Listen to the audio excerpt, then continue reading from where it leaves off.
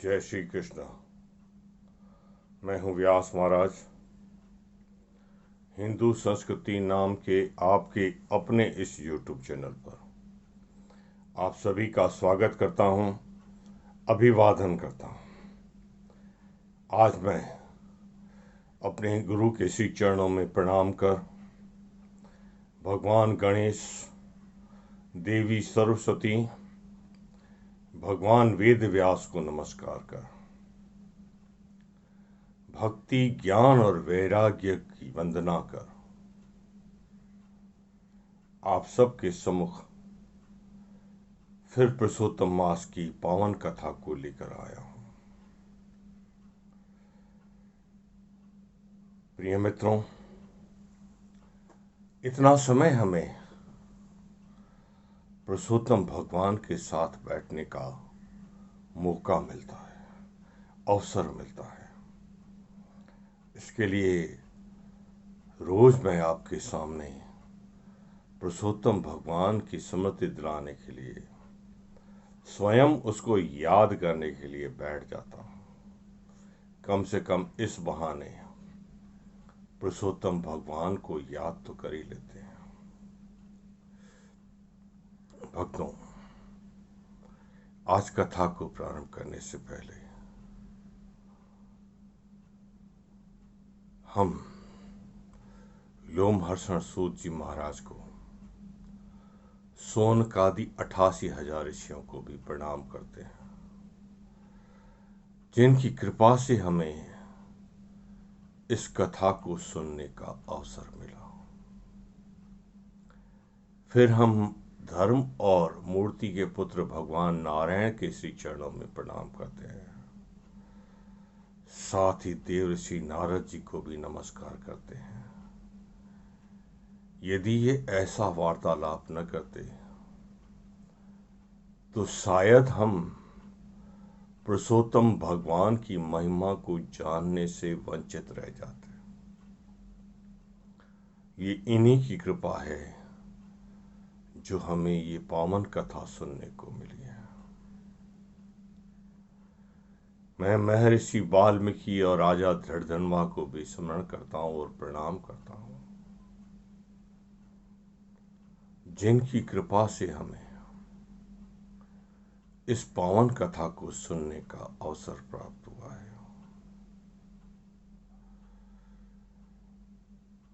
सोनकादि ऋषियों से सूत जी महाराज जो कथा कह रहे हैं, नारद जी से नारायण जो कथा कह रहे हैं, और वाल्मीकि ऋषि धृतधन्वा को जो सुना रहे हैं, वो ही वृतांत मैं आपको अब सुनाने जा रहा हूं। भक्तों, वाल्मीकि ऋषि बड़ी करुणा से धृतधन्वा को निहार रहे थे। धृतधन्वा ने पुरुषोत्तम मास के व्रत की सारी महिमा को, विधि को जाना। उसके बाद उन्होंने ऋषिवर वाल्मीकि के चरणों में प्रणाम किया। महर्षि वाल्मीकि ने उनसे विदा ली और अपने मार्ग की और आगे बढ़े। इधर धृतधन्वा ने अपनी पत्नी से कहा, प्रिय, जिस पुरुषोत्तम भगवान की कृपा से हमें सुख और भोग मिले, अब मुझे उनकी स्मृति हो आई है। यह देह क्षण भंगुर है और भोग भी सारी नश्वर ही तो है। तुमने और हमने पूर्व जन्म में भी तपस्या की थी, पुरुषोत्तम भगवान की आराधना की थी, जिसके कारण इस जन्म में हमने सारे सुख और भोग प्राप्त किए। अब मेरी इन भोगों से आसक्ति समाप्त हो चुकी है। ये सब सिर्फ मन के विकार हैं।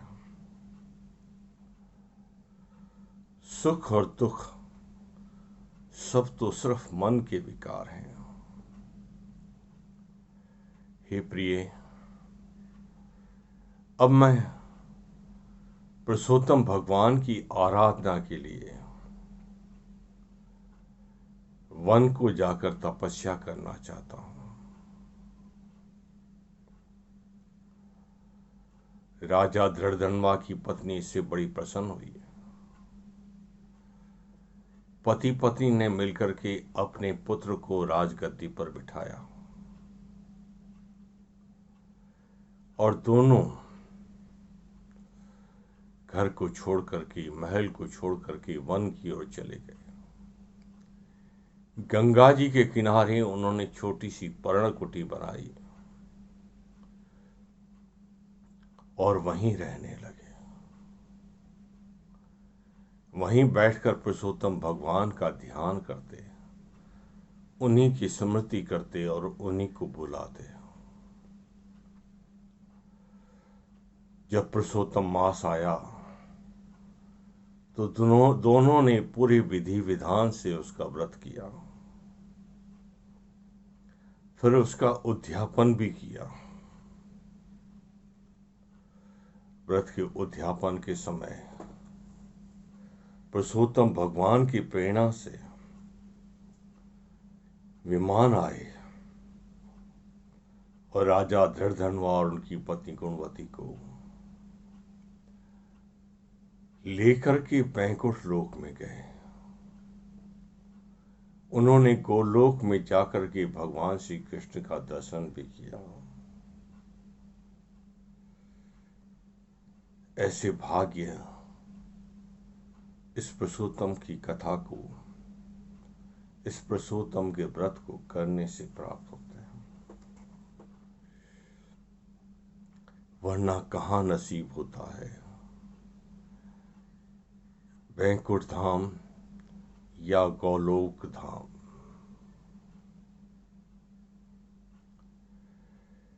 इधर देवर्षि नारद भगवान विष्णु के आगे हाथ जोड़ के खड़े हैं। धर्म और मूर्ति के पुत्र नारायण के आगे हाथ जोड़ के खड़े हैं। भगवान नारायण मुस्कुराते हुए कहते हैं, अरे धृढ़धनुआ का मुक्त होना कौन सी बड़ी बात है।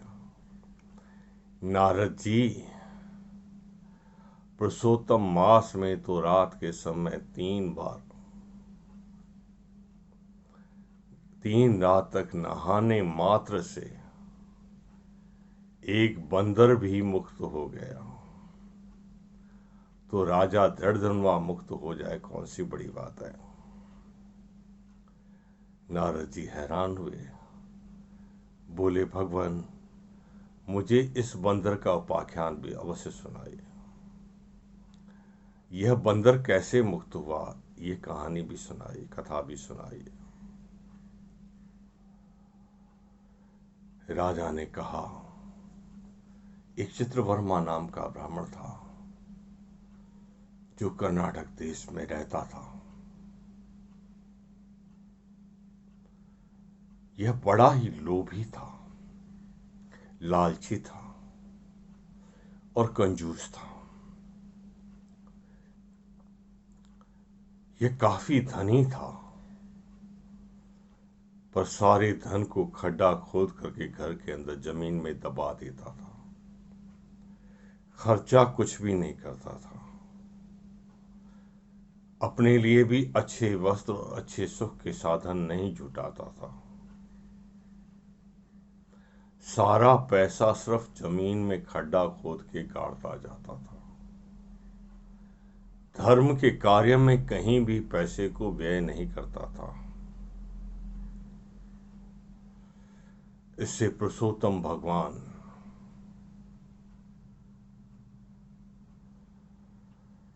उस पर कभी प्रसन्न नहीं होते थे।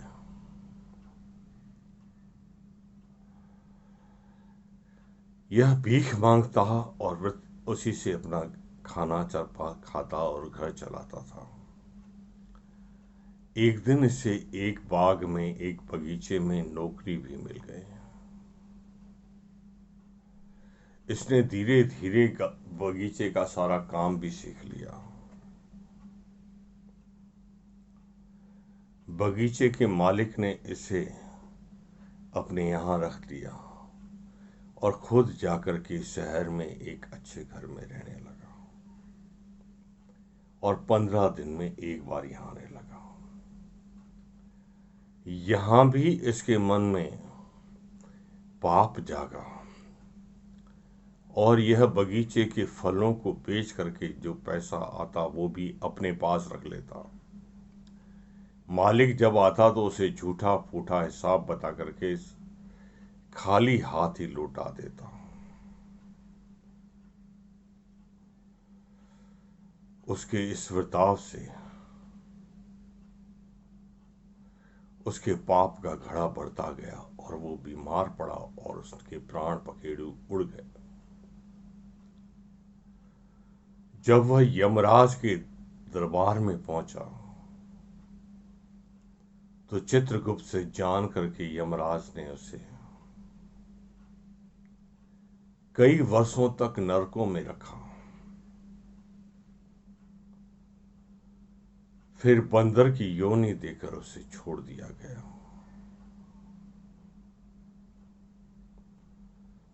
इसी बंदर ने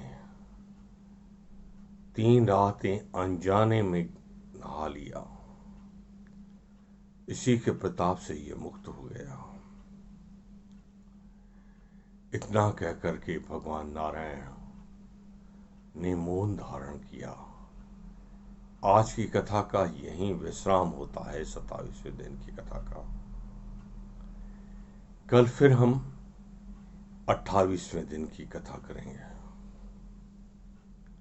और परसों 29वें दिन पर